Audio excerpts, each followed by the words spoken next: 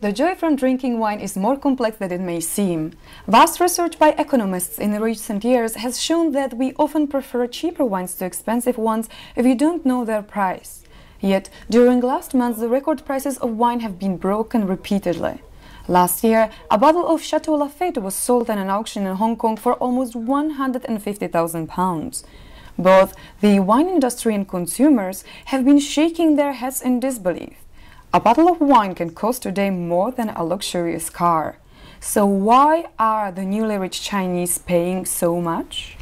Wine has become very much part of that sort of global brand awareness situation where new buyers, particularly those from Asia, are keen to acquire prestigious accessories to life, if you like, whether it's a watch or a piece of jewellery or a bottle of wine. And the brands that are strong in wine are the chateaus that are as well known as artists or jewellery or watch brands. I mean, things like Chateau Lafite, Chateau Latour, Chateau Petrus. These are the global brands of wine, and not just the traditional buyers, but the new buyers, crucially, are very anxious to buy these and to add them to their collections to display their sophistication or their taste or their wealth. The market there is dominated quite a lot by image at the moment, and I think that's reflective of any young market. People don't want to look stupid, and they naturally go towards the well-known labels or the well-known brands. And wine, I think, in China is being perceived very much as the domain of the kind of middle upper class, and certainly at the top end of the market it has become a bit of a status symbol. It seems that the ego lift is one possible reason, but paying a fortune for a bottle of wine has also logical foundations. The prices aren't based only on scarcity and quality though. Today, the wine critics' ratings drive the prices up or down. But in reality, are our taste preferences really the same as theirs? Everyone has a different opinion. It would be like saying, what's the top piece of jewellery, or what's the top watch, or the top piece of art? If you ask 10 critics, they will all give you a different answer.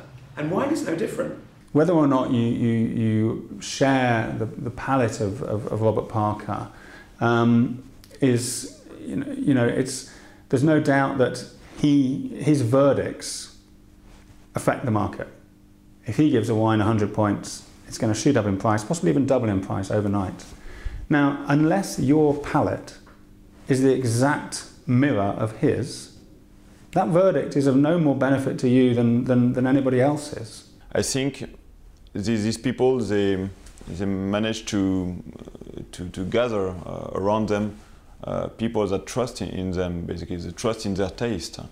They are independent, and they make the advertising for the for the people that are expecting to be advised, because they cannot taste at the property, and they need to find a way to buy the wine. So, and also for the producer, because if you do a great job on a small vineyard like us, and you don't have the money to do a lot of advertising like, I don't know, L'Oreal or LVMH, it's good to be advised by somebody. When buying wine, logic doesn't always rule.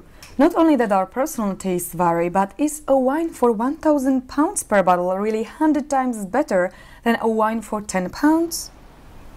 No, as a liquid, but as a commodity in the prestige, you can draw a similar comparison with motor cars. Is a Ferrari at £500,000 that much better than a car at £50,000? So there's a lot of prestige attached to it, and of course Asia, China in particular, are really hooking on to the idea of first growth clarets. It's a real status symbol, particularly Chateau Lafite, and I'm sure you've seen the price just going ridiculous on Chateau Lafite. But it's a commodity, and if people are prepared to pay the money, then it's got to be worth it. It's a bit like a watch, you know. I mean, a £200 watch will tell the time very well, but a Rolex will do it with more style, and people will know that you are somebody who is, you know, a success of some sort. You know, they would say that you could be judged by the wine on your table in a similar way, and so I think you cannot just say there is a continuing curve of quality and price that is consistently the same. The auctions have changed the wine industry, so what does this mean for wine drinkers? A lot of genuine wine drinkers who've grown up drinking Bordeaux and Burgundy are increasingly being priced out of the market. So they're actually looking more and more for good value, and you still can find good value in Bordeaux and Burgundy, but obviously not at the first growth level. Lafite now has such a reputation in Asia that it's dictating the price for anything.